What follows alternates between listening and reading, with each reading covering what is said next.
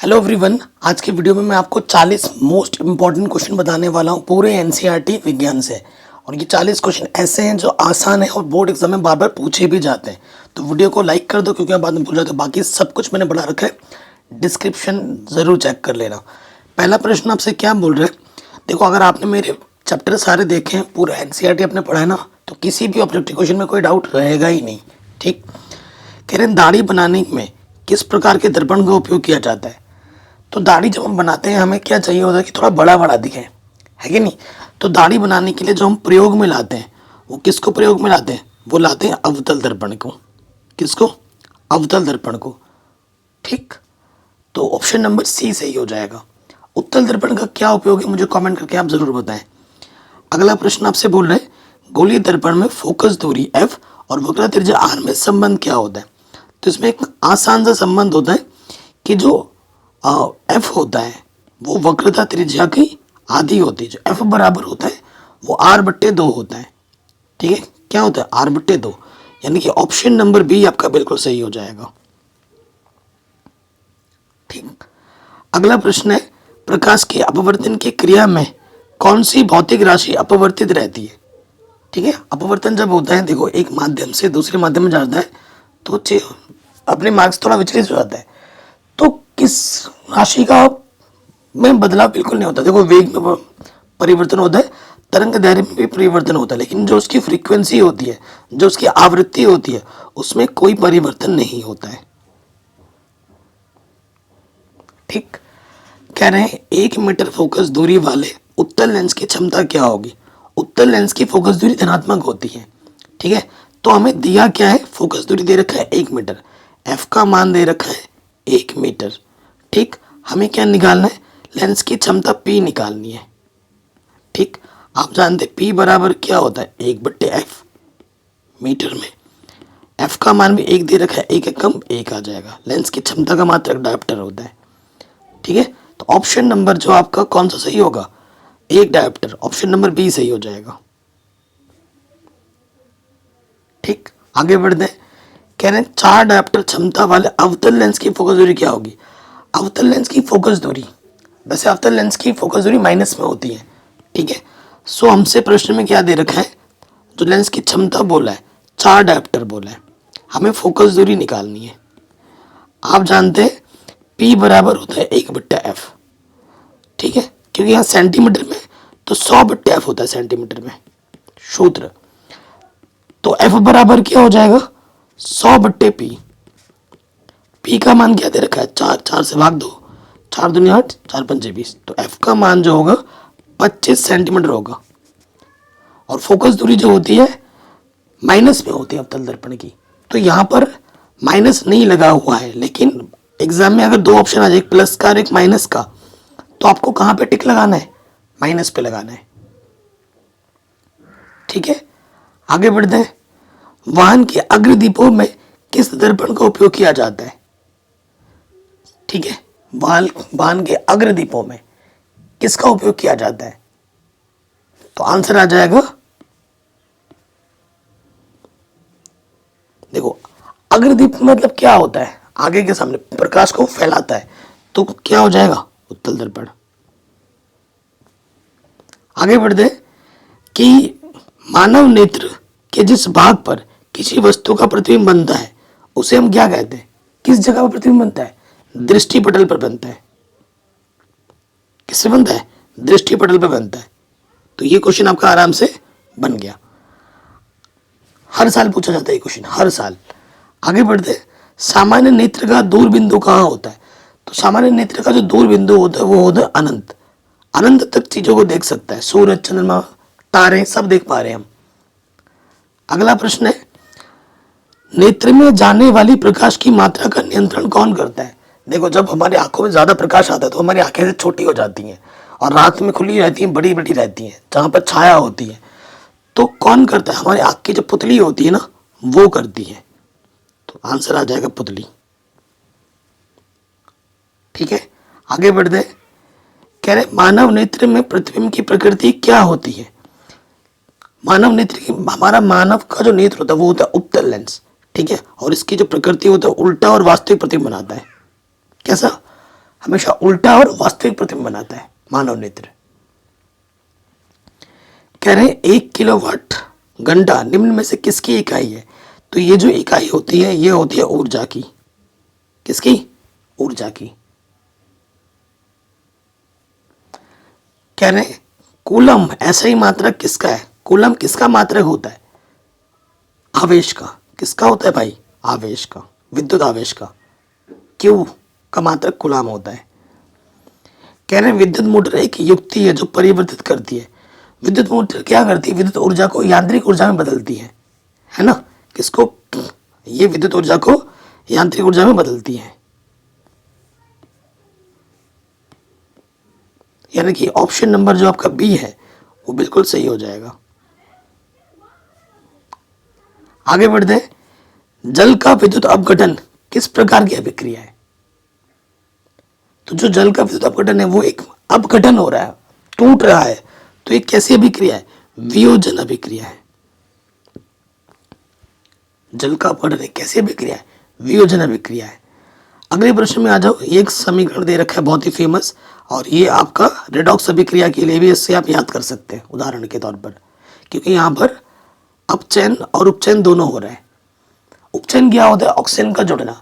वह अभिक्रिया जिसमें ऑक्सीजन जुड़े या फिर हाइड्रोजन घटे उसे हम उपचयन कहते हैं, और वह अभिक्रिया जिसमें ऑक्सीजन की कमी हो और हाइड्रोजन की वृद्धि हो क्या कहलाता है? अपचयन कहलाता है। तो कह रहे दिए हुए अभिक्रिया में किस पदार्थ का उपचयन हो रहा है? उपचयन मतलब ऑक्सीजन कहाँ जुड़ रहा है? तो यहाँ H2 था और यहाँ क्या आ गया? H2O। ऑक्सीजन जुड़ रहा है तो किसका उपचयन हो रहा है? हाइड्रोजन का उपचयन हो रहा है। ऑप्शन नंबर डी सही हो जाएगा। चित्र वाले प्रश्न है कि दिए गए चित्र में किस प्रकार की अभिक्रिया हो रही है? ठीक है, यहाँ देखो ये इस पर प्रश्न, ये लोहे की कील है, ये कॉपर सल्फेट का विलयन है। ठीक है, तो ये क्या होता है? लोहे की कील डालने में कॉपर सल्फेट के विलयन में लोहा कॉपर की जगह लेता है, बेचारा कॉपर भी अलग हो जाता है और रंग में परिवर्तन होता है। ठीक है, इस पर क्वेश्चन भी आते हैं। तो ये विस्थापन अभिक्रिया का उदाहरण है मस्त। किसका? विस्थापन अभिक्रिया का। अगला क्वेश्चन है निम्नलिखित में से प्राकृतिक सूचक का उदाहरण। सूचक क्या होता है? जो हमें किसी के बारे में सूचना देता है। प्राकृतिक मतलब जो प्रकृति ने बनाया है, जिसे मानव ने नहीं बनाया है। ठीक है, मिथाइल ऑरेंज है, फिनोफ्थलीन है या लिटमस पत्र? तो आप बोल देंगे लिटमस पत्र। ठीक है, किसी विलयन का पीएच मान 10 है, वह निम्नलिखित में से क्या होगा? देखो अगर अम्ल क्या होता है? जो पीएच स्केल होता है भाई, जो पीएच स्केल होता है वो क्या होता है? पीएच स्केल में होता है 7 पे हमारा उदासीन होता है और 0 से 14 तक जाता है। 7 से ज्यादा होगा 14 या 14 से कम होगा तो क्षार होगा। 7 से छोटा होगा तो क्या होता है? अम्ल होता है। अम्ल मतलब H पॉजिटिव, क्षार मतलब OH नेगेटिव। तो 10 से यानी कि 7 से ज्यादा यानी कि वो क्या होगा? क्षार होगा। ठीक, आगे बढ़ते। कह दिया गया चित्र किसकी सूचना देता है? तो देखो यहाँ पर हाथ है और ये चीज गिरी तो यहाँ से हाथ कट गया है, तो ये हमें ये बता रहा है कि सावधानी बरतनी है कि आपके हाथों में कुछ चीज गिरेगी तो आपका हाथ को नुकसान पहुंच सकता है। ये क्या बोल रहा है? हमें हाथ साफ रखने चाहिए? नहीं। हमें प्रयोगशाला में हाथ धोकर जाना चाहिए? नहीं। हमें अम्ल से हाथ धोना चाहिए? नहीं। सांद्र अम्ल तथा क्षार वाले बर्तनों की चेतावनी चिन्ह है, क्योंकि अगर हमारे संपर्क में आते तो यहाँ पर जल सकता है, हमें क्षति पहुंच सकती है। तो ऑप्शन नंबर जो डी है वो सही हो जाएगा। सांद्र अम्ल तथा क्षार वाले बर्तन की चेतावनी चिन्ह है ये, और ये हमेशा लैब में बना हुआ रहता है। ठीक है, इमली में कौन सा अम्ल पाया जाता है? तो अम्ल किसमें क्या होता है आपके एनसीईआरटी में मैंने पढ़ा रखा है। ठीक है, आप जाके देख सकते हैं। तो इमली में होती है आपकी टार्टरिक अम्ल। कौन सी अम्ल? टार्टरिक अम्ल। आगे बढ़ते। कौन सा अधातु कमरे के ताप पर द्रव अवस्था में पाया जाता है? तो कमरे के ताप पर द्रव अवस्था में ब्रोमीन पाया जाता है। ठीक है, रूम टेम्परेचर में क्या होता है? द्रव अवस्था में होती है ब्रोमीन। निम्नलिखित में से किस पदार्थ का उपयोग अग्निशामक बनाने में किया जाता है? अग्निशामक मतलब अग्नि को बुझाने के लिए। ठीक है, किसका प्रयोग किया जाता है? सोडियम हाइड्रोजन कार्बोनेट का प्रयोग किया जाता है। आधुनिक आवर्त सारणी किसके आधार पर बना? आधुनिक आवर्त सारणी परमाणु संख्या पर बना है, और जो पुराना वाला बना था परमाणु द्रव्यमान पे बना था। ठीक है, तो आधुनिक आवर्त पुराना वाला था मेंडलीफ ने बनाया था, और नया वाला बनाया था हेनरी ने, परमाणु संख्या पर। अगला क्वेश्चन है, निम्नलिखित में से कौन धातु सबसे अधिक अभिक्रियाशील होती है? देखो, क्रियाशीलता के आधार पर आपकी एक चार्ट बनी होगी, और उसको मैंने याद करने के लिए एक भी कैटरीना कैफ के पर एक मैंने ट्रिक भी बना रखा है कि कैसे याद कर सकते हो। अगर आपने वो वीडियो देखी होगी तो सक्रियता श्रेणी कैसे याद की जाती है, क्या होती है, ट्रिक के साथ मैंने बता रखा है, तो उस वीडियो को जरूर देख लेना। ठीक है, तो जो सबसे ऊपर होता है वो होता है पोटेशियम। ठीक, कह रहे पृथ्वी की भूप्रपट्टी में प्राकृतिक रूप से पाए जाने वाले तत्व हम क्या कहते हैं? खनिज कहते हैं। क्या कहते हैं? जो खुली अवस्था में मिलती है प्रकृति में उसे हम खनिज कहते हैं। खनिज क्या है, गैंग क्या है, आयस क्या है, इस पर परिभाषा में एग्जाम में आ जाते हैं। क्या है? प्रोपेनॉल में अभिक्रियाशील समूह क्या? प्रोपेनॉल एल्कोहलिक समूह है। OH है, OH में नाम के बाद में अल जुड़ता है। ठीक है ना, तो एल्कोहलिक समूह है, एल्कोहल। अगला क्वेश्चन है, प्रकाश संश्लेषण प्रक्रिया में निम्नलिखित में क्या नहीं होता है? क्या नहीं होता है?